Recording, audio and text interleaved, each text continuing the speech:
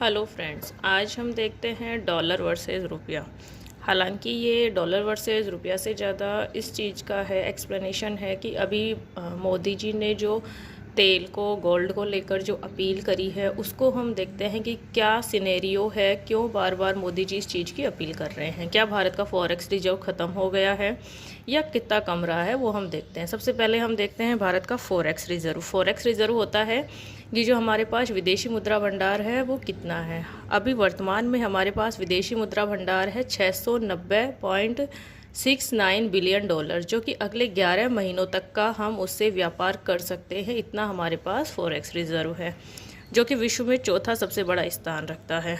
फिर हम देखते हैं कि क्यों मोदी जी बार बार अपील कर रहे हैं। जो कि 1991 में भारत के पास सिर्फ 3 सप्ताह का इम्पोर्ट कवर बचा था और भारत को अपना 67 टन सोना यूके और स्विट्ज़रलैंड में गिरवी रखना पड़ा था।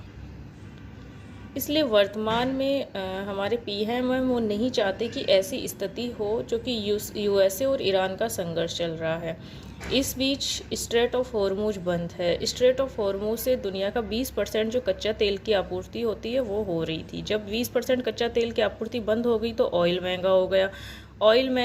और भारत तो अपना 65% ऑयल जो था वो गल्फ़ कंट्रीज से आयात कर रहा था। तो ऑब्वियस सी बात है कि भारत पर तो और ज़्यादा समस्या आई है। इसलिए वर्तमान में हम देख रहे हैं कि डॉलर की वैल्यू बढ़ रही है, डॉलर मजबूत हो रहा है और रुपया गिर रहा है। इसलिए हमारा इंपोर्ट भी महंगा हो रहा है। IMF 2026 की रिपोर्ट ये कह रही है कि जो इंडिया का इंपोर्ट है ऑयल में है 134 बिलियन डॉलर का और गोल्ड का है 72 बिलियन डॉलर का। अब गोल्ड हमारे यहाँ तो खाने हैं नहीं इंडिया में कि यहाँ से पैदा होता होगा। हम गोल्ड भी बाहर से आयात करते हैं और हम प्रति वर्ष 72 बिलियन डॉलर का कर रहे हैं, जो कि 2026 का डाटा है। इससे हमारा जो करंट अकाउंट डेफिशिएंट है, जो हमारा घाटा है, वो हो रहा है 84 बिलियन डॉलर के आसपास जा रहा है।